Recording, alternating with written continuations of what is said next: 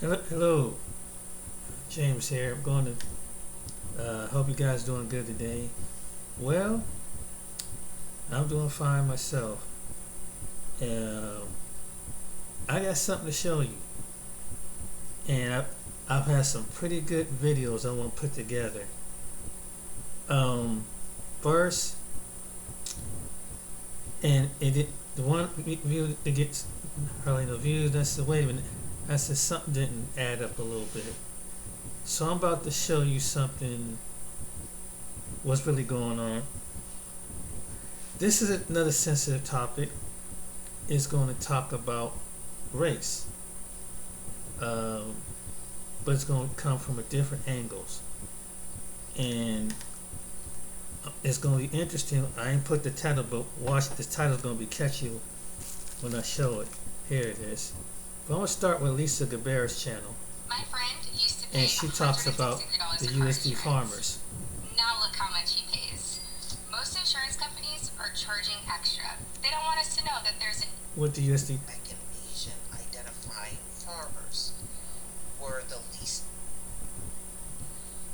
So, in 2022, black farmers were persistently left out from the loan system that the USDA have set up. Lucius Abram is a third generation farmer from Georgia and an operation that has long outgrown cotton, corn, and soybeans. When he did not receive a loan in time to buy the seeds and supplies he needed, he joined the Pickford versus Glickman class action lawsuit against the USDA. In 1999, lawsuit alleged that a myriad ways that the agency discriminated against black farmers, resulting in uneven distribution of farm loans and assistance. This caused many black farmers to lose their land and farms due to foreclosure. Pickford plaintiffs like Abrams were supposed to receive payments after the case was settled in 1999. However, tens of thousands missed out due to confusing paperwork and filing deadlines and what neared attorney malpractice advocates said.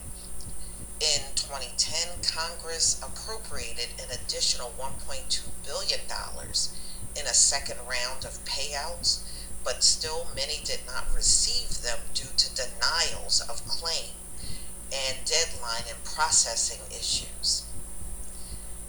But in addition, many said that there has to be a large culture shift in the department because farmers do not trust the loan applications will be processed fairly if they can even file. Indeed, NPR analysis of the USDA data found that black farmers receive disproportionately low shares of direct loans given to farmers, leaving them behind in the program that is important to their livelihoods. The department itself has long tried to fix these systemic problems. And see, this is another reason for reparations. Here you got a government agency, the USDA, that is giving out loans. Whoever gets the biggest portion are usually white farmers, and whoever gets the smallest portion of the loans, those are black farmers. That's just practicing the same systemic racism in this government. All of these government agencies have been participants in that. The government itself should be paying out reparations because of their discriminatory practices all this time, even to this very day. The USDA lending process for the last century is not set up to support non-traditional growers, including farmers, they said of color, but we know what they mean. They're black farmers who face high rejection and withdrawal rates as a result. So it might be that you're a black farmer that's operating their airship property who hasn't had the benefit of a cooperator, technical assistant provider right there on the ground with them to help them navigate this. Black farmers who have owned their land for generations but may not know how to navigate the USDA's process by virtue of the lack of support structure around them, they're going to come to the application process less prepared. Yeah, but that you do that on purpose. Do that on purpose. Black farmers still receive the lowest amount in loan. In 2022, the department granted direct loans to only 36% of farmers who identified as black, according to NPR analysis of the USDA data that looked at how many direct loan applications were accepted, rejected, or withdrawn per each racial group.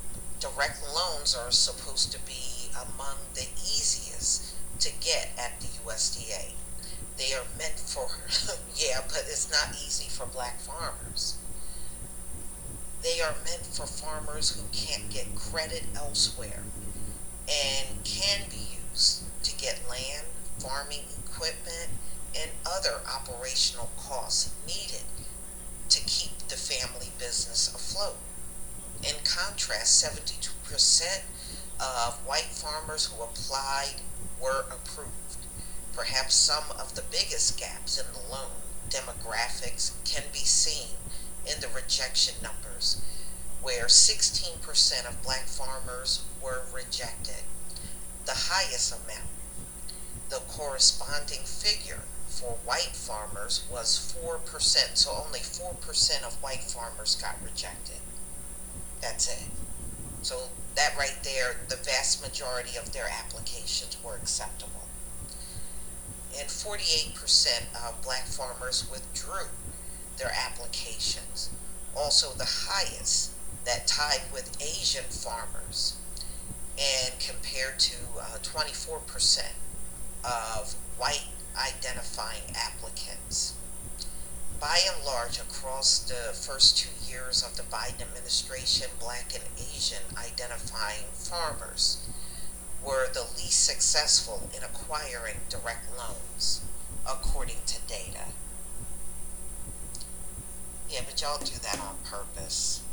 I mean, you see in this year in and year out, and this was the reason why they didn't want Tom Vilsack back in there, because this is exactly what he did during the time he was in charge of the Department of Agriculture. He did this same identical thing to them then. You see how Biden swore up and down it would be different this time, and it's exactly the same. This is why they didn't want him back in there. Nothing has changed. It is exactly as it was when Tom Vilsack was in there the first time. You know, what a waste of time. So, ladies and gentlemen, Lucius Abram also has his own website where he sells barbecue sauce, and I want to show you that website.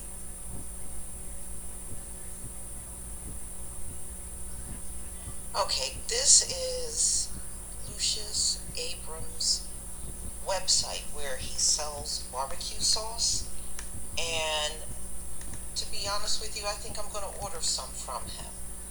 And it looks like he's got 3 varieties. He has one called Abram's Original Sauce, and then he has one that... I remember you saying I won't forget the light checks. Who talks like that? You apparently. Can we just...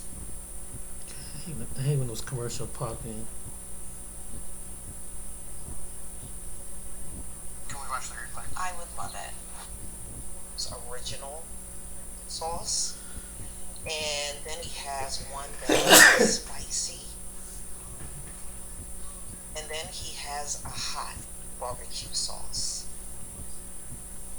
has that southern kick.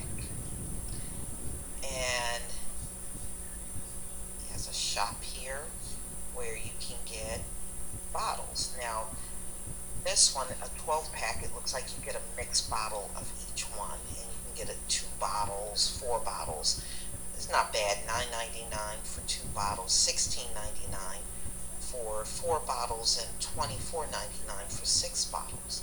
And if you get the mixed pack, that's $48.99. You get 12 bottles.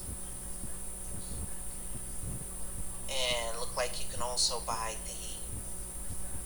a case if you choose, which is $48.99 for the hot, which you got listed here, or the original sauce.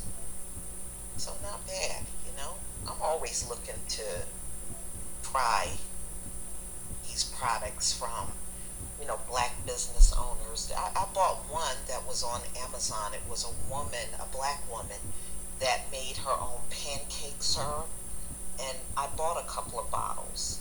You know, it was a little expensive, but, you know, I figure I would be supporting a black business, so it was not a big deal.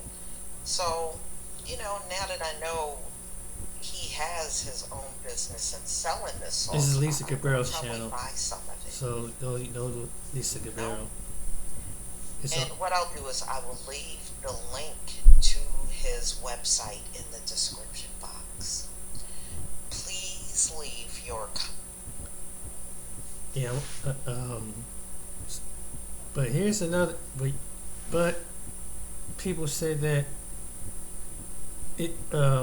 Well, James, it's just that's one case when it comes to black people. Watch this video. Now, they created those maps to help with current loans for borrowers who Hold are on. struggling during the Great. This is Runaway Slaves video. I want to show you what happened. This was in 1970. We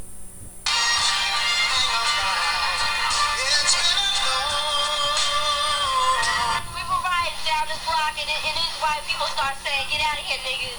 You know, get out my neighborhood. Don't come to this neighborhood." Then they start hitting on her. Throwing rocks and everything else. Throwing rocks. We were in their neighborhood. We went on a bike hike to McDonald's. We didn't even involve anybody. We saw the parade, we saw a gathering, so we went down there to see what was happening. All right. I mean, we didn't bother anybody. We weren't looking for trouble. I never even knew people around here were like that. I've never experienced anything like this in my life. What happened to you? Nothing happened to me, but this little boy, short boy about my size, a little short, and picked up a rock, and he was in the front of all these tall hunkies. But he threw the rock. He tried to hit my sister, but he almost hit me about that much away from me. And I was sure what she had. It hit me with that rock. I picked up the rock right next to me and hit him right in his face. They always say niggas are doing everything. They always say we're doing everything, right? We didn't, every time the white people come down, but we don't push them out their neighborhood and throw rocks and start hitting them. We don't bother the white people around our neighborhood, but when we get in a white neighborhood, they This is just push us 1970. out. Yeah, everybody was upset. So we're nothing, you know, they were a piece of dirt, dogs. I mean, that's the way you treat an animal. I mean, God, we're human beings. You don't treat other people like that. It's just wrong. Black, white, I don't care. A person is a person. Skin should have no bearing on how you treat a person. That's just wrong. I hate that goddamn gun. You know, I can't say that I hate them. I can't say that it's totally the kids' fault. I mean, I'm sure their parents had some bearing on the way they feel and everything else. I think it's just the system. I don't know. I can't say that I hate them because I don't hate anybody. Do you forgive them? No. No. Can't take back no hurt. Okay. You seen that video. No disrespect to Sam Cooke, because when he said a change is going to come, I don't know what he actually meant. Now, I do know this. Some people, many of our people, believe that this change is going to come within the behaviors of the white community. Absolutely false. As far as that change, it's not going to come Why? Because it's working out too well for them. Why change something that's going great for you? And those kids in that video, that was an example of some kids exercising or practicing a religion of white supremacy. Now, what they were doing is they were practicing it with the power that they actually had. But that's not the only way to practice the religion of white supremacy. It can be practiced many ways. There are many fractions. One of these ways that the white community practices the religion of white supremacy is through redlining. What is redlining? Now, redlining is basically racial discrimination in housing.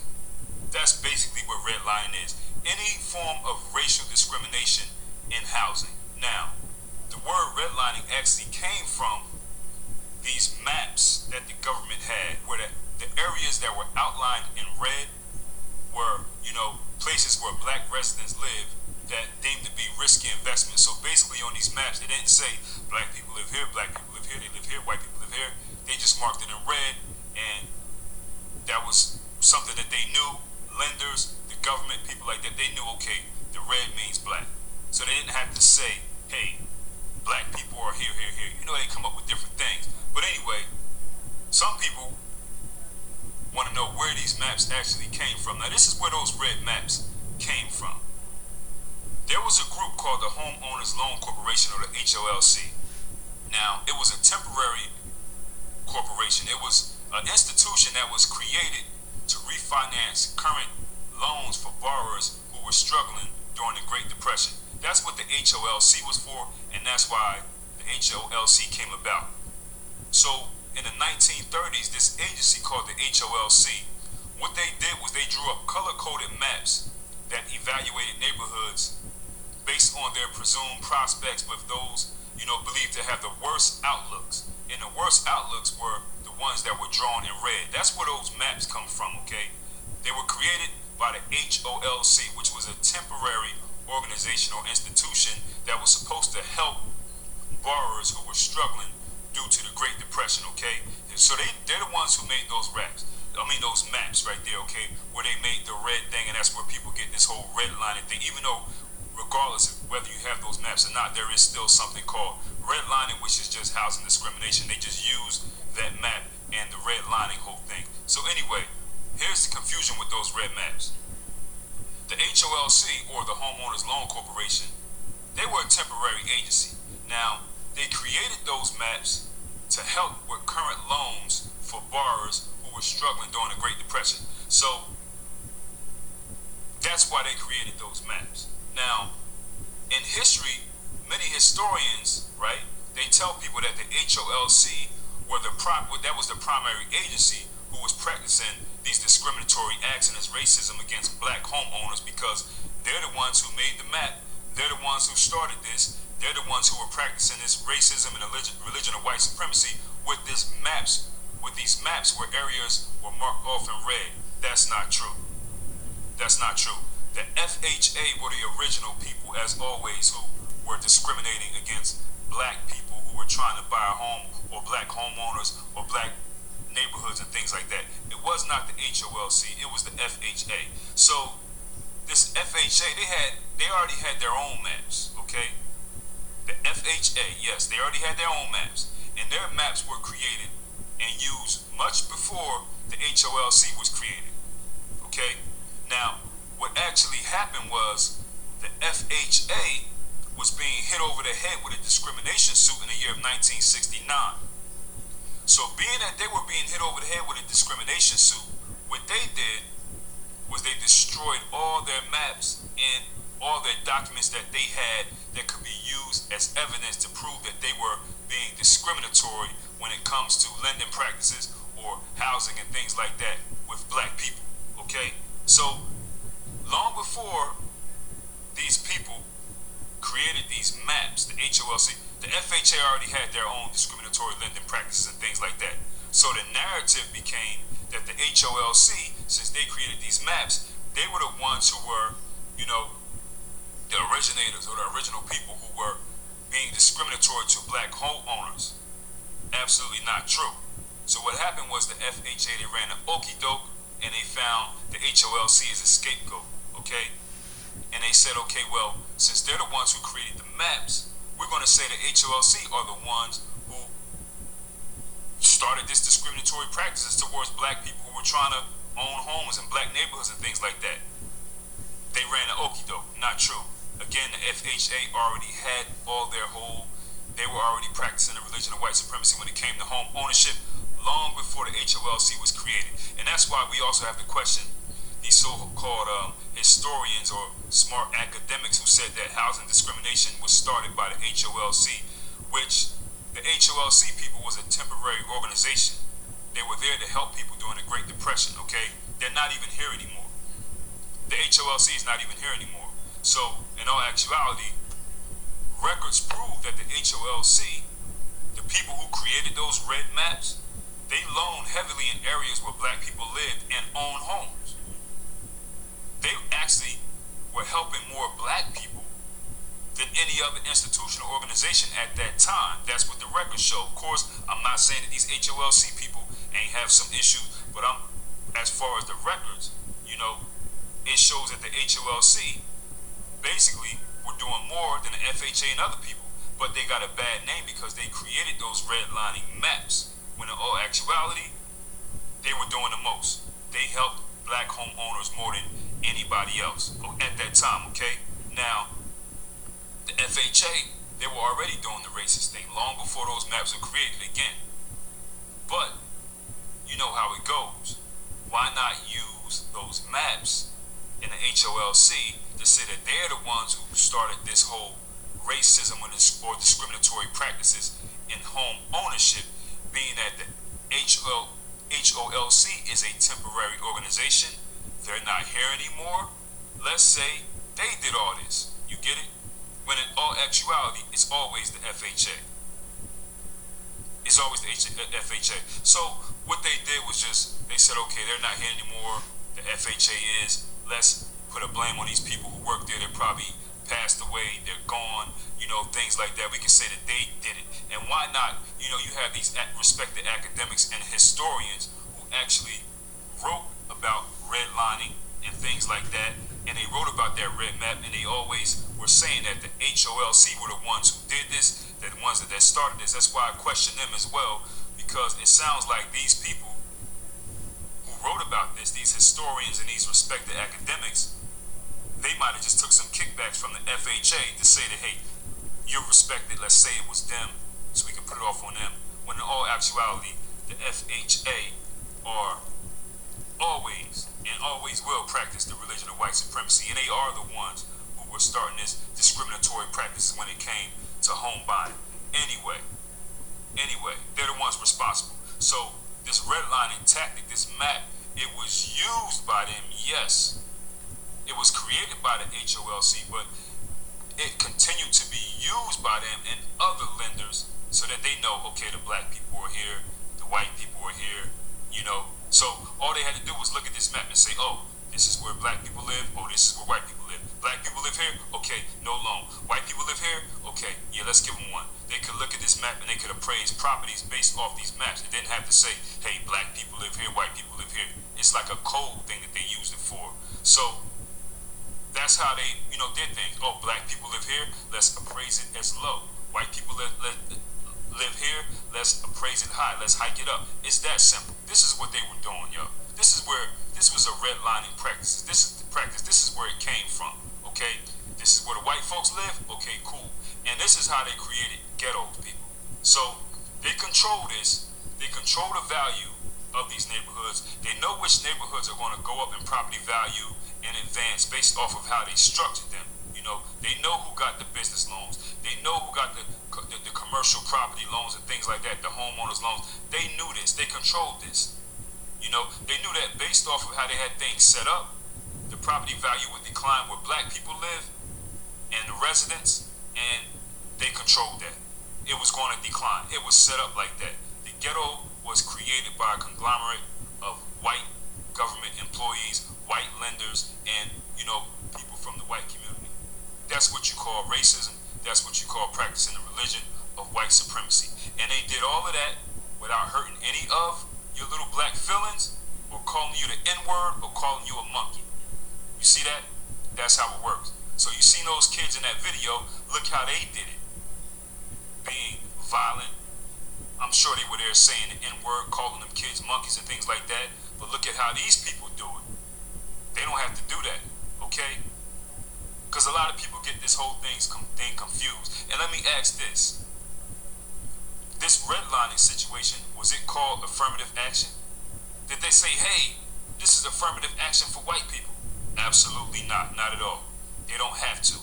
Affirmative action is some kind of dumb word that they used, right, to act like black people are getting an advantage on something, whether it be home ownership, jobs, and other things like that. Absolutely false. Redlining was affirmative action for white benefit. Anytime you create a policy or you do things to block black people from advancement or getting a fair shake, this is redlining for white benefit by default. So get out of here with the redlining, with the affirmative action nonsense. Black people have never got affirmative action. Affirmative action is for white people. Okay? Right. Now anyway, there's a lot of people that think that times have changed. And they say, okay, well, Obama was president. How is that possible, James? Because the Lord gave me a vision, gave me an idea. I said, how is that it was supposed to be white female and non-white male, and mostly discriminating against the white male. But the white male probably figured out that there were gay and transgender white males, so they qualify for it. And this one day the Holy Spirit kind of revealed that to me. So it's like, wow, because sex, gender, handicap, and discrimination. So now they can come back and say that, hey, you might have white males saying that they're gay or they're transgender and still get the loans and it's qualified as it. And they can do that. And they can say that they're gay. They don't necessarily help. They can say they have some, who knows, have an African American in their family. You see what I'm saying? They, not the descendants of Africans, not the ones, but they set it up that way. And God revealed that to me. I was like, whoa, I never thought about it that way. Obama was president. It's different now. You know, times have changed. That was redlining back then, this and that. You see those kids in the 70s, they don't act like that no more. You know, the government, they're not doing, the FHA and these other lenders, they're not doing this, these things to people. My cousin got a house. Look, I got a house. We got a house, and this and that. They treat us nice. These are the people that are to continue to smoke hopium, okay? You're smoking a full bong full of hopium because we know that this is not true. You're in Never Never Land. When you wake up, you see these things, okay? You're in Never Never Land, okay? January 12, 2023, okay? January 12, 2023, let's get into it. Justice Department secures over $31 million from City National Bank to address lending discrimination allegations. There you go. January 12, 2023. Let's get into it. For all my people who smoke hopium, and for all these white supremacists who like to grab statistics and things like that, who continue to bamboozle and deceive these black people who smoke hopium because you have low expectations for them anyway, but they just don't seem to get it, but I do. But anyway, largest redlining settlement agreement in department history. Departments Combating Redlining Initiative secured over $75 million for neighborhoods of color to date. The Justice Department announced today an agreement to resolve allegations that City National Bank engaged in a pattern or practice of lending discrimination by redlining in Los Angeles County. City National is the largest bank headquartered in Los Angeles and among the 50 largest banks in the United States. This resolution will include over $31 million in relief to impacted individuals and communities. The agreement, which is part of the department's nationwide Combating Redlining Initiative that Attorney General Merrick B. Garland launched in October of 2021, represents the largest redlining settlement in its history. 15 17 months after I vowed that the Justice Department would be aggressively stepping up our efforts to combat discriminatory practices in the housing market, we have today secured the largest redlining settlement in department history, said Attorney General Merrick B. Garland. So far, the Combating Redlining Initiative has secured over $75 million in relief for communities that have suffered from lending discrimination. The Justice Department will continue to build on our efforts to vigorously enforce federal fair lending laws and work to ensure that financial institutions provide equal opportunity for every American to obtain credit. They also said, in advance of what would have been Dr. Martin Luther King's 94th birthday, it is a fitting time to reaffirm our commitment to that work and to the pursuit of justice for all Americans. They said, this settlement is historic, making the largest settlement ever secured by the Justice Department against a bank engaged in unlawful redlining, said Attorney General Kristen Clark of the Justice Department's Civil Rights Division. The settlement embodies Dr. Martin Luther King Jr.'s commitment to fighting economic injustice and ensuring that Black Americans and all communities of color are able to access the American Washington, dream D.C. and freely access the credit get our needed check. to purchase a home. They don't talk about that is part. a practice from a bygone era, runs contrary to the principles of equity and justice, and has no place in our economy today. This settlement should send a strong message to the financial industry that we expect lenders to serve all members of the community and that they'll be held accountable when they fail to do so. Okay, there you go. That's not from us radical black folks. That's from the Department of Justice. You can look that up. This here is the religion of white supremacy. Now, the bigwigs at these banks, people, the bigwigs at these banks who are doing these discriminatory practices, they're doing redlining and preventing Black people from having an opportunity to own a home. This is all facts. It's always been. Now, these bigwigs who sit back in their chairs, do you think they're sitting back yelling out the N-word every day and hurting your little feelings or acting like those kids in that video? They're not doing that.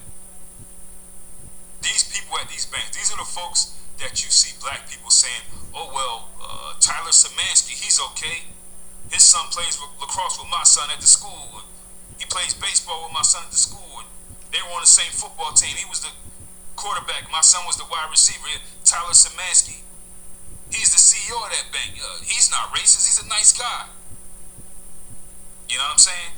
Yet, let alone, he's sitting back creating policies to make sure that he blocks people, Black people, from owning a home. But people will say that this dude is a great guy. I'm just making up a name. I'm just giving an example. Or they'll say like, hey, Margaret Springer, she's always nice to me. She's the CFO at one of these white banks who are practicing the religion of white supremacy. Oh, Margaret Springer, she's always nice. When I cut her lawn, she treats me nice. I cut her hedges. She always pays me more than the other people pay me. She always pays. She can't be racist. But Margaret Springer is one of these CFOs, CEOs of bigwigs at one of these banks, creating policies to make sure that all you can do is come by and trim her hedges and her grass, because you ain't never going to have it. You know what I mean? This is where Black people get this confused. They start to throw in their own little experiences with people in their life, and they try to say that this is the narrative. And I don't know why we do it. Yo, it's kind of sickening behavior, man. It's like, okay, so this person did this for you and to you, so they can't be this devil? Come on, man. A lot of times they only helping you because they know you're such a minuscule-minded individual anyway, and they know you're never going to get anywhere. So, you know, people like patting other people between the eyebrows. The white people, they like patting little Black people on the head and stuff like that, giving them, you know, leftover big lunch deals. You know how you be at these jobs or whatever, and the white person come and say, hey, they got food left over from that meeting upstairs, and all these Negroes, they go hobbling in the line and go get these leftover cold cut sandwiches that the white people done picked over and all that other dumb stuff. I could never do that anyway. But let's get back into it, man. Okay, so with this whole redlining solution, right? This whole redlining thing, they have a solution, right? They came up with this solution to where they're going to fix this problem. And they said what they're going to do, right? Because of all the racial discrimination that they did, what they're going to do is they're going to invest at least $29.5 million in a loan subsidy fund for residents of majority black and Hispanic neighborhoods in LA County. They're going to invest at least $500,000 in advertising and outreach targeted toward residents of these neighborhoods, at least another $500,000 for consumer financial education program to increase access to credit for residents, and at least another $750,000 for development of community partnerships to provide services that increase access to residential mortgage credit. They're also going to open one new branch in a majority black and Hispanic neighborhood and evaluate future opportunities for expansion within LA County. They're going to ensure at least 4 mortgage loan officers are dedicated to serving majority black and Hispanic neighborhoods and employ a full-time community lending manager who will oversee and continue development of lending in majority black and Hispanic neighborhoods. They're also going to conduct a community credit needs assessment, which is a research-based market study to help identify the needs for financial services for majority black and Hispanic census tracts within LA County. That's what they said they're going to do to fix this. But people, that's the okie doke too. That's the okie doke too. These people, they already know they're going to get hit with some kind of fines. You know, let's create something, you know, where we're going to do something for some people. So this is one of the things that they do for black people. When things like this happen, it's like, okay, you need to hop on it. And there's nothing wrong with it because you got to do what you got to do. Hey, they're doing this, they run this program for black people in this community or whatever. We got to get down and get on that. They know what they're going to have to do. It's not like this is punishment for them. You know what I'm saying? It's not punishment for them. So what they do is they dangle these things out here for black people to get. You jump on it, get ahead, and if you late, you late. You just ain't getting it. Because it's not going to change the whole foundation or the system of what has been going on for yours. It's just like, okay, we're going to dangle this out there. We let some black people jump on this and get it. So they say, after that, it's over. It'll be another bank, get hit over the head. They'll do the same thing. So all they do is keep on doing this, man. It's not going to systemically change any issues. You know what I'm saying? But these are the things that black people have to jump on and take advantage of if they're trying to get these loans for their businesses or they're trying to get a home. That's just the way it is. That's how they got it set up for us. You know what I mean? So it's actually not promising in the long run, but it's an opportunity if you are black, you know, to jump on something and get something, you know, because they decided that they're going to bust these people for what they're doing and put them out there next. It'll be somebody else, then that'll be another opportunity in however many years for some black people to jump on that. But another problem could be, who are the loan officers they're going to send to these places? These loan officers could be some a-holes themselves, you know what I'm saying? Who are going to be these loan officers that go out into these neighborhoods? And then by their standards, what's a black person? They got all these new things for what a black person. Yo, I don't know. What is a black person to them? Like when they say this, what is a black person? You know what I'm saying? So it's all kind of other loopholes, but this is just an example, man, of another way that they have always practiced the religion of white supremacy. They ain't got to be jumping out of no houses and chasing black people down the street, calling them N-word monkeys and all the other stuff. They got different ones they exercise their power within, how much they're given, okay? Anyway, easy. I'm gonna stop it right here. That's why I say if black people come, a certain amount of percentage of black people come into wealth, and it's your choice. From what he said and what the video said before, I think that the best thing to do is you come into go invest in another country.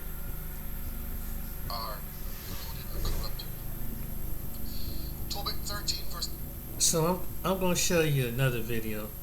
And I'm going to finish my comment out after this video. I'm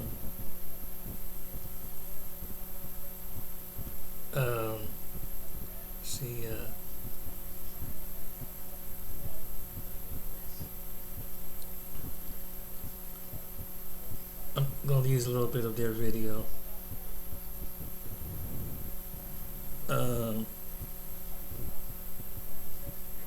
Like, wow, this thing is really, really deep. I mean, this thing is really deep.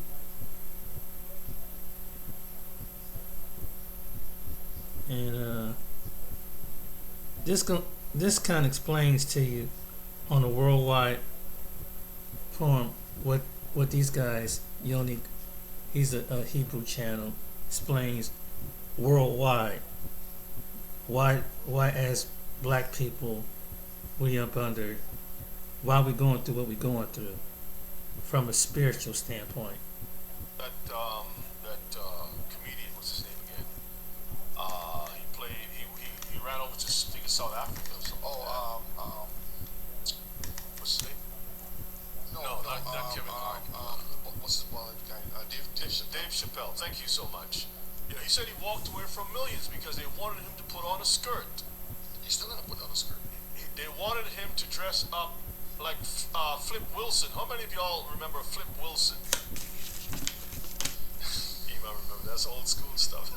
I know your age now. Okoti. It's the Angela. It's the Brenda. Okay. Let's read the next one. Deuteronomy 28, verse 43. It says, "The stranger that is within you shall get up above you very high, and you shall come down very low." So even in this same country that we find ourselves in, this is not only here in America. This is in Canada, this is in the UK, this is in Africa, this is in the Caribbean, this is South America, all over the place. Other people would come and they would get free health care, they would get jobs, they would own gas stations, banks, whatever it is. But we here can't own the shirt on our back. A lot of the Israelites who leave and go over to, let's say they go to Ghana, for example, most of them still have bank accounts, whole bank accounts in the U.S. What if the government the U.S. government decides, But this can happen too. They look at the paperwork, they see you have left, just like in California is a good example. Recently, the government is trying to force the wealthy not to leave California by saying, if you leave California, we're going to tax you or we're going to hit you hard, right? We're going to fine you. So imagine you as an Israelite decide, I want to live a shalom life, I want to go over to Ghana. They have the report that you have left the United States. All they have to do is just go into your, the IRS can go in there and freeze your account. So now the monies you would say, let me just draw some of my pension or whatever, or my little business, so I can take care of myself in Africa, because a lot of us can't really work in Africa per se, unless you have some contract that you can, work from home or something like that. Because a lot of times the people from that particular location, like in Ghana, will say, these people are taking the good jobs from us. So you can't really work the way you want to. I'm not saying this is true all across the board, but these are the things that occurs, right? Okay? So we have to understand how the system is set up, because Esau has the sword. If he has the sword, he has the power. And he's just giving you the impression that you have some freedom with the little change he dangles in front our wealthy brothers and sisters. And that's right, Brother Yaakov. Sanctions itself is one of the tools. They call it a scalpel. We got a scalpel that can be able. Scalpel is a little tiny sword. That's what it is. A little sword that they can go in and cut sections out. Instead of killing you altogether, we'll just remove this little part. That's a scalpel. Go to the next slide. A people under captivity. You see right here, the illustration. The woman, she's crying out to the man, having a child on her. The others are being forced to bow.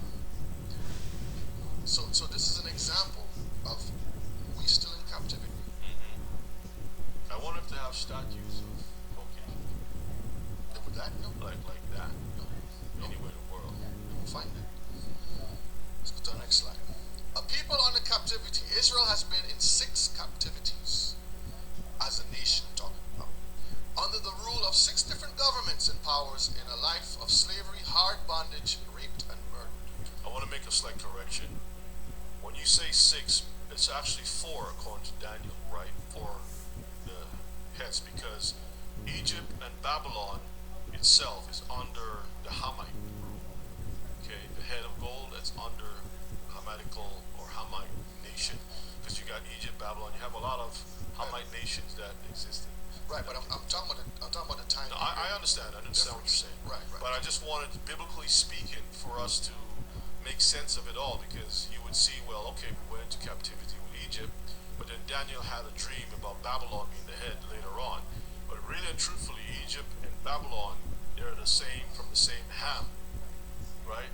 And then the Medes and Persians, that's like Shemitic lineage, and then the Greece and Rome and so forth. So you know, just to make sense of it all. So just look at these kingdoms here. Let's go to the next slide. And this is where we are today, included other countries, which you can call Canada, you can say UK, you can say China, all the other countries. They all fall under the rule of America still, because they are the might. The dollar still rules until the one world system comes into play. This is the new biggest kingdom here. And we see that the ratio, blacks and Hispanics have the highest rate of incarceration. You see the ratio here. Here in this country, yes, that's very true. Very, very true. Just look at those statistics for a minute. Let's go to the next slide. Your identity is the combination of your seed, the land, and the culture. So we're going to look at the seed, which is the bloodline and the name.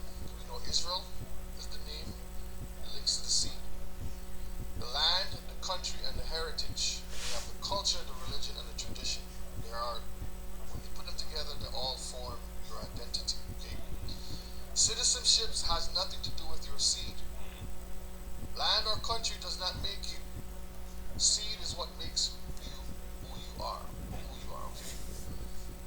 Let's go to our next slide. Alright, so what is your identity?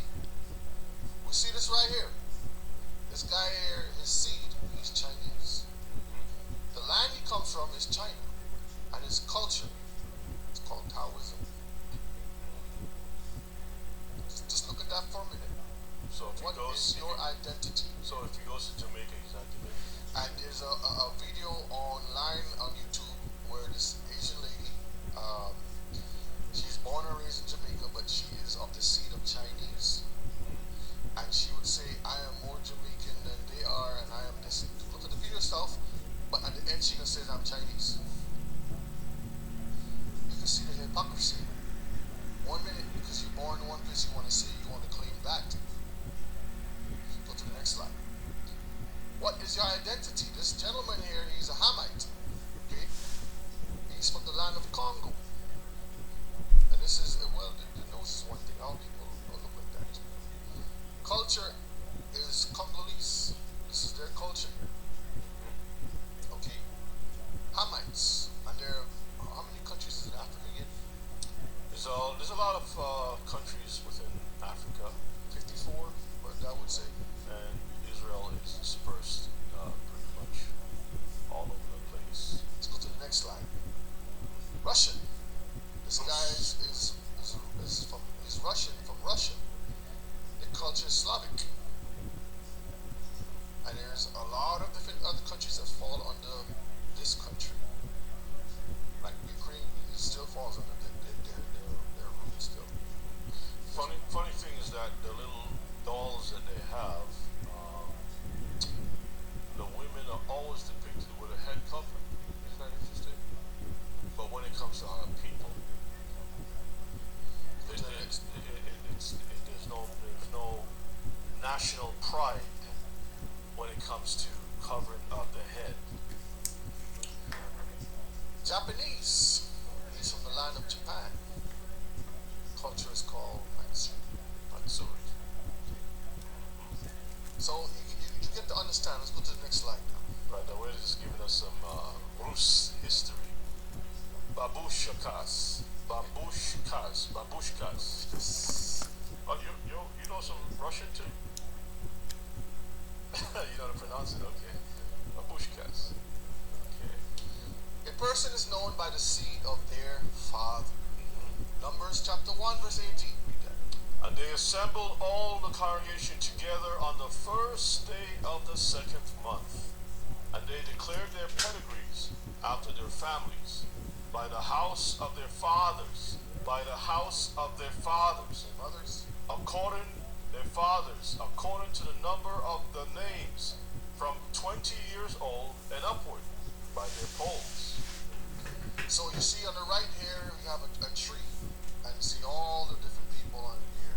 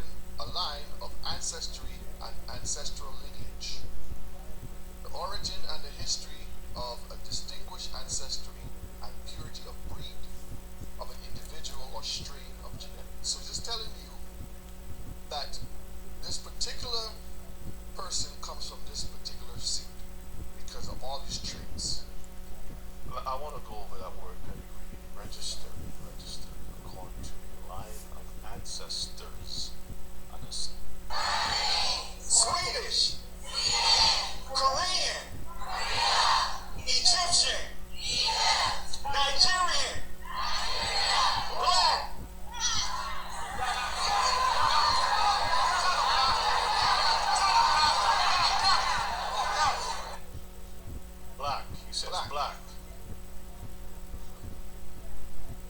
Nigeria. So is this to show you Israel as a people that has been scattered into every nation don't have a place that they can call homeland right now. The Most High said it that way for a reason. He said he'll be the one to bring us back into our land. So we don't have a land to say we are Israelites because we've been astonished and called all the bywords that are out there. We're called every other nation but our nation. So question for thought. Can a so-called black person go to another country and claim their nationality? That's why I asked a while ago. Can I go to Japan and call myself a Japanese? In other words, can a black man be considered a Chinese or Japanese and so forth? No. A person can be born anywhere and take on an identity, citizenship, practice the culture, meaning they assimilate into that culture, claim a religion such as Christianity, Jewish, Islam, etc. But this doesn't make them the heir or give them rights to that family or country. So again, the country doesn't make you. The seed is who you are. You are of your father. You are from the seed of your father. That's right. Okay. The process of Hellenization to Israel has awarded them the title of Gentiles. Remember who the original Gentiles are and what the word means. So when we go back, let's go to the next slide. From Gentile to spiritual Israelite. The book of Genesis chapter 10 and verses 5. By these were the isles of the Gentiles divided in their lands, every one after his tongue, after their families, in their nation. So the word Gentile originally means a non-Israelite.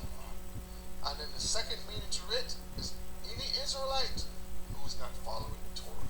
That's right. You become a Gentile, you become assimilated, Hellenized. Christianity loves to push the narrative that everyone is a Gentile. The laws of God doesn't exist, and Israel is no longer on the face of the earth. Let's read what Jeremiah 31, 35, and 36 say. It says, Thus saith Yahweh, which giveth the sun for a light by day, So the sun is still up shining. and the ordinances of the moon and of the stars for a light by night, Still see them twinkling. which divideth the sea when the waves thereof roar.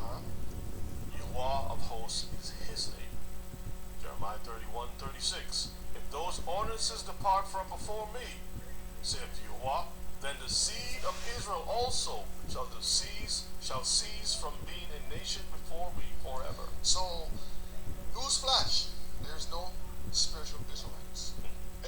As long as the sun, the moon, the stars, and everything is still in existence doing their job, then the seed of Israel still remains. You know how it's interesting how we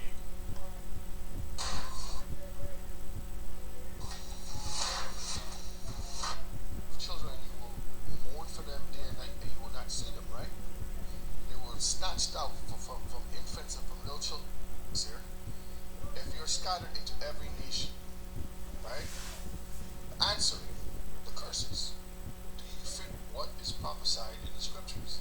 As a collective people, are you the lowest, and did your people come on slave ships like the prophecies predicted? So think about that for a minute. Israel is a people of color. Remember, we are not referring to skin color, but seed. Go to the next slide.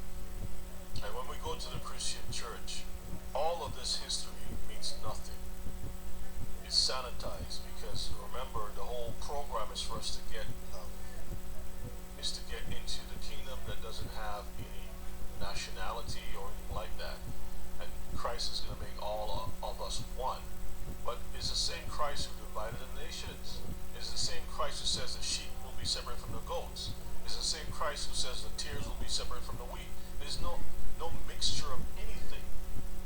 None of that stuff. There's no benefits of the goats to the sheep and so forth.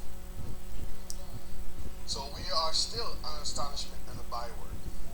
This is what they do. They make mockery of our Messiah. They make mockery. They have this dude here smoking weed. Yeah, the Messiah is a pimp.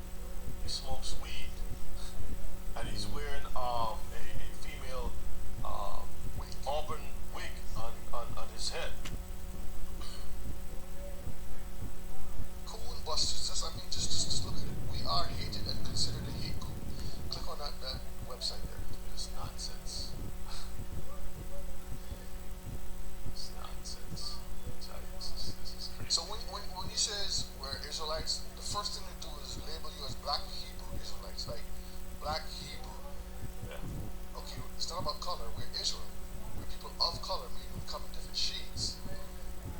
want to put the label as black Hebrew From the Israelites. ADL. And just read down a minute. Just go down. See. Start. There are many sects which refer to themselves with variations of the name Black Hebrew Israelites. Some, but not all, are outspoken anti-Semites and racists. It should be emphasized that the extremist and the anti-Semitic sects of Black Hebrew Israelites are unrelated to the thousands of Black Jews and other Jews of color in the United States who are genuine members of the Jewish faith. So now they're trying to put a spin on it now. Okay, we realize that you are true, but we're going to put you under a Jewish faith. Go ahead. Furthermore, they should not be confused with Ethiopian Jews who mostly live in Israel today. And I'll just put this little insert, who are highly segregated in Israel, discriminated in Israel, and attacked with bioengineering to sterilize the people in Israel. Let me continue reading now. Anti-Semitic Black Hebrew Israelites assert that white people are agents of Satan. Well, just look around and see what the earth is confessing of its own self. Okay? Of how things operate.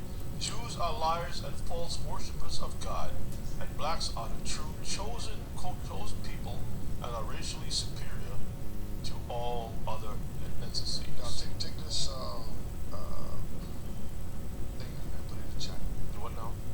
Oh, the link. Yes, the link so they can sounds stupid. But it's to show you how the media spins things. Okay, how they view us. Let's go to the next slide. Okay. Let's go now to the other side. Let's look at this video. This is a 10-minute video. So if the bathroom, if this is a bathroom, but watch this video. Listen very carefully of what is going on here. Okay. Fair use again. I put this a combination of videos I put together. Fair use over So here you can too. actually see how the world sees us, one, and what they do to us, two, when we mix amongst them. There he is. Wo bin ich gerade? Wo ist mein Where am I now? Where's my place on this earth? Am I on an earth where all human lives are worth the same? Or am I on an earth where my life is worth something in spite of my dark skin? I never thought the one ruled out the other. I didn't think that, as a human being with human rights, my rights could be denied to me, systematically, day for day, sometimes covertly and sometimes overtly. I've inherited trauma. I've inherited pain. And that pain is indescribable. Und der Schmerz ist unbeschreiblich.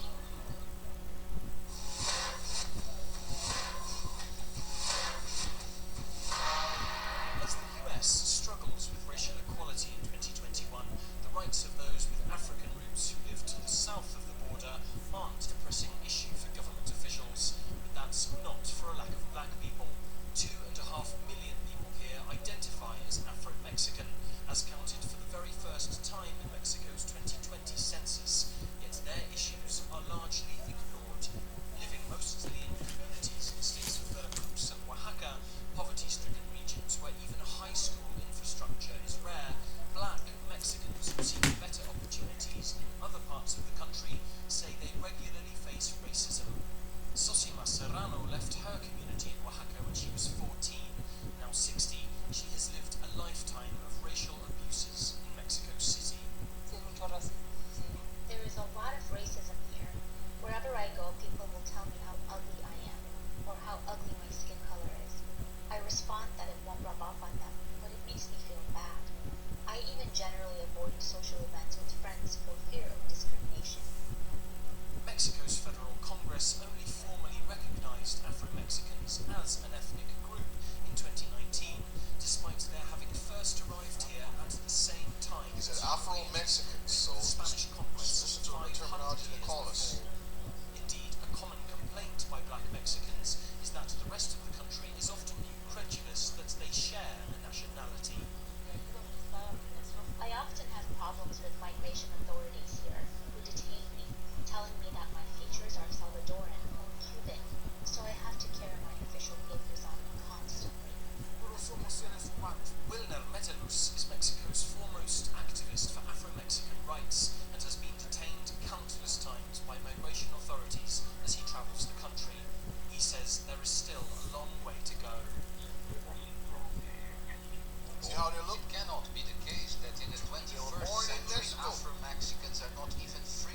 travel around their own country. My colleagues and I are working constantly to create a public consciousness around the terrible and invisible problems. And the sad thing about it is, I think Louis Gates did a video or documentary about black in Mexico, and most what we see, people that look like so-called quote-unquote Mexicans, a few generations before, like 100 years before, guess what they look like? Just like these guys right over here. Okay? It's just a few generations, you know, back. Alright. Problem of racism in Mexico. In Brown versus Board of Education, the famous case that desegregated schools in the 1950s, Dr. Kenneth Clark conducted a doll test with black children. He asked them to choose between a black Watch doll and a this. white doll. In most instances, the This is majority really of the children sad. preferred the white doll. I decided to reconduct this test as Dr. Clark did to see how we've progressed since then. Can you show me the doll that you like best or that you'd like to play with?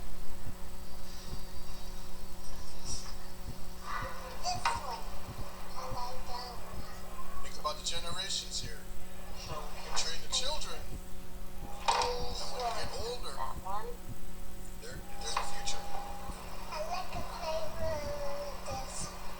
And can you show me the doll that is the nice doll? And why is that the nice doll? And can you show me the doll that looks bad? Okay. And can you give, and why does that look bad? Because it's black. And why do you think that's a nice doll? Because she's white. And can you give me the doll that looks like you?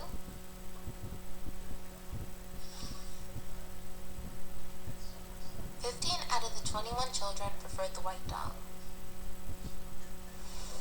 Oh, this one it is. Beautiful. Sexy. Yes, 1, 2, 3. Just let your soul glow. Just let it shine. I mean, what can you say? People want to have the nice European hair. They don't want to have the hair at the most high gift. They don't want to have the skin color, the looks. Because the children are experimenting on. And you see this kind of stuff. It's a daily ritual. For 7 years, Toyin has been using a skin bleaching cream. And a lot of She people, says it gives I made her a video skin about this a long protection time and ago. protects her from the sun. But over time, her skin has become irritated and dark spots have appeared. This particular cream is okay because if you use other creams, you might get sunburnt. Since I started using this cream, people have been complimenting me. My skin isn't too dark or too light. I keep my natural complexion. In Africa, the business of it says she keeps her natural complexion. But what is her natural complexion? If you bleach your skin, think about it. But the line has been broken. skin bleaching is booming despite a growing black pride movement championing natural beauty. Women and men buy creams that lighten the skin by reducing the production of melanin. The price of a jar of cream ranges from 2 to 50 euros and can be found everywhere on the continent. From the poorest to the middle class and to the rich class. And they all, a good number of them, in my last research, I found out that when you go to the marketplaces, 6 out of 10 use. Many countries have banned the creams, some of which contain harmful ingredients, including hydroquinone, steroids, lead, and mercury. All cancers for the skin.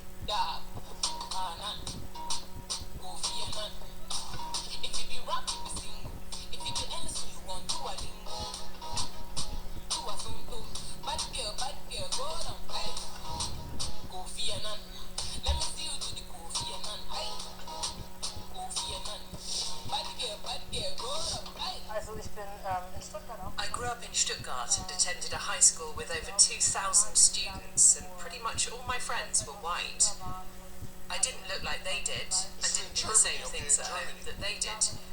They didn't eat the same dishes I did, and they didn't party like we did. Everything was just different. And in a way, I always had the feeling I had two identities and had to adjust, depending on who I happened to be hanging out with. Now, she said she has two identities. Isn't that when you tell your race to say, speak proper or act proper, and what is proper? Is that talking like you're of that nationality where you reside in? But don't speak the language. If you were so-called Spanish, you were told not to speak Spanish. You were told to speak English. If you were from the Caribbean, you wanted to speak like you were from America. And don't practice this. Don't do that. So you're living like two identities in your mind. One at home, you're one thing. When you got in the street, you're a total different person.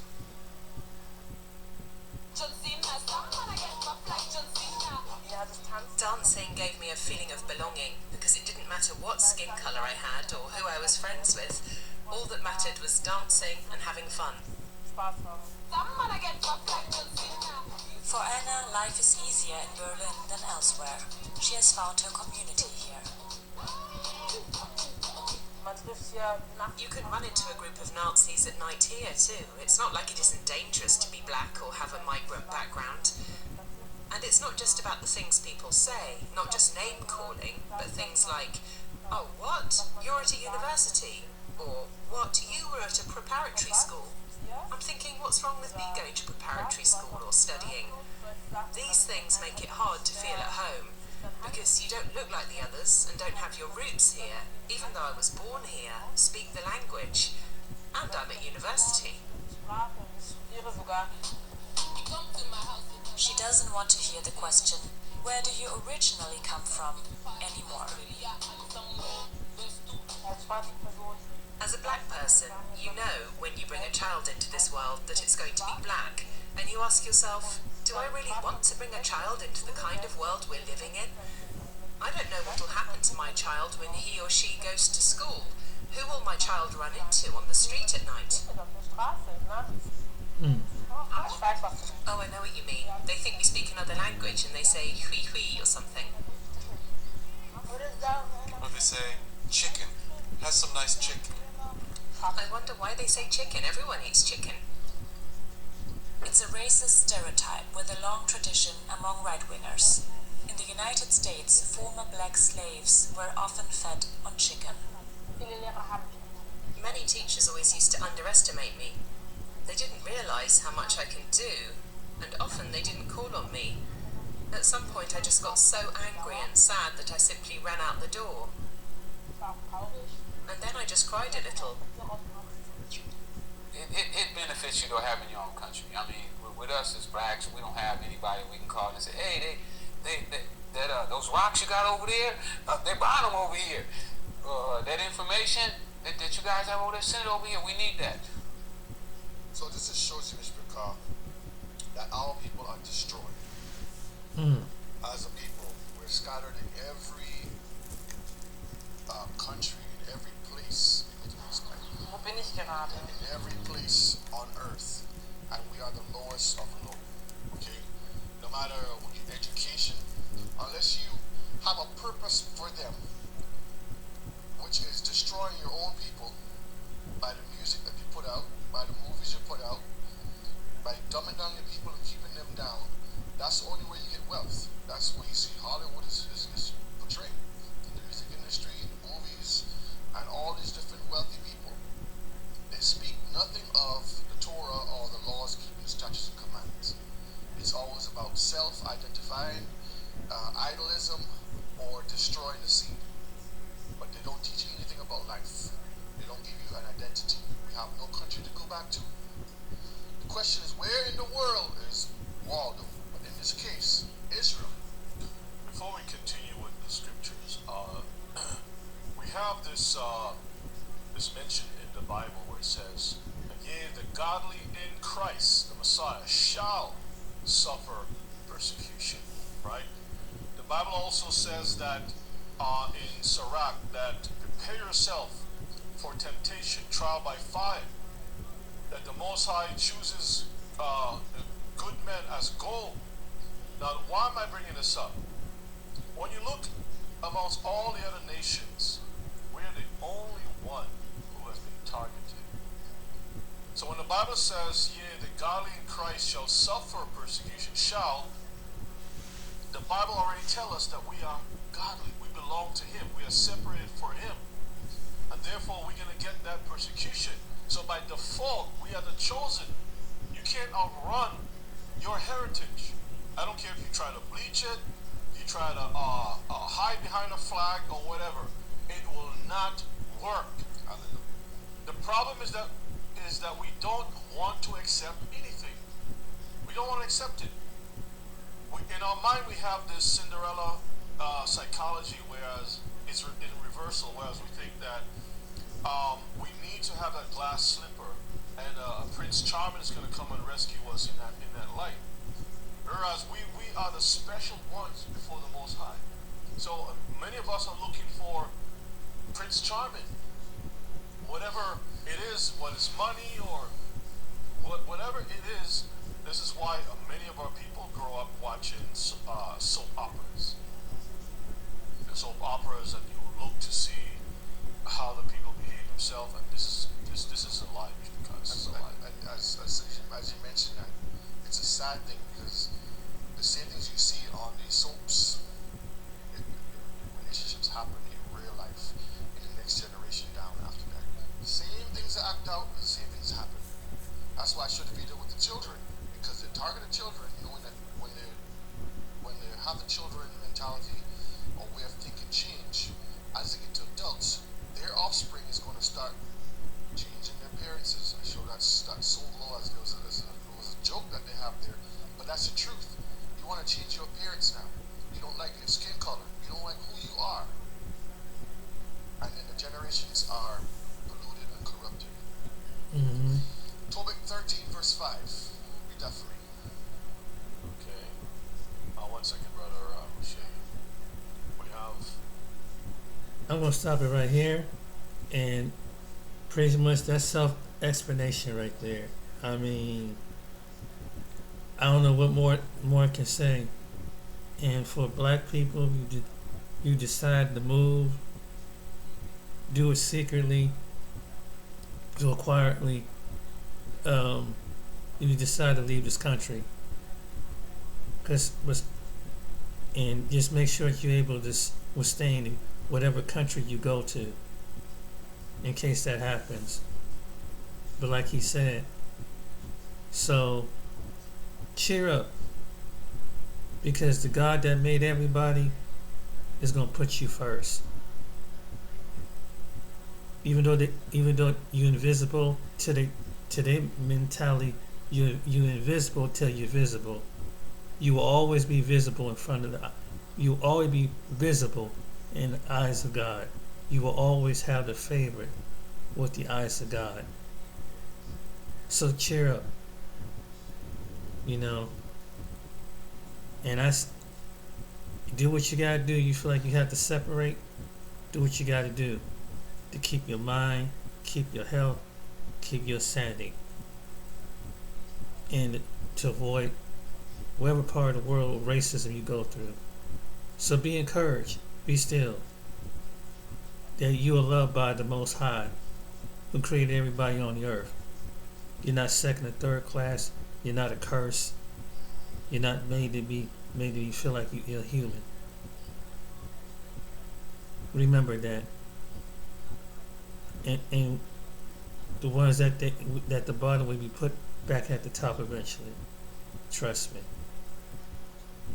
And when time do, He'll make them same people come and bow down at your feet. Wait till He come back in His heavenly appearance. A lot of people gonna be surprised about that, because they don't read the book of Revelations. That's all. Look in the book of Revelations. That's describing the one that's coming. This ain't got nothing to do with black and white. It has to do with something with the Most High God. Because He sees this mess going on. He knows. and He will give you the insight to get around it, and He will show you what individuals have that spirit, and He will get you through it. Hang on, black people, wherever you are in the world. You're not visible. You're not invisible. You may be invisible to the world. Don't succumb to this world. Don't let it mentally take you out. Don't let them change your skin. Because you admire flying in other places you don't even imagine, even know. You're a blessing. That's what I would say. So I hope you enjoyed this video. Share it with somebody and stay encouraged. But this is reality. Not just here, but other people that look like you around the world. And for us black people in America, you the ones that can rise up and can change the whole atmosphere. You the Judah. You are the true Judah. Judah needs to rise up here.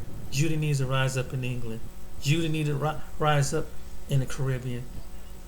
When we rise up, they will take notice. It's nothing can stop it.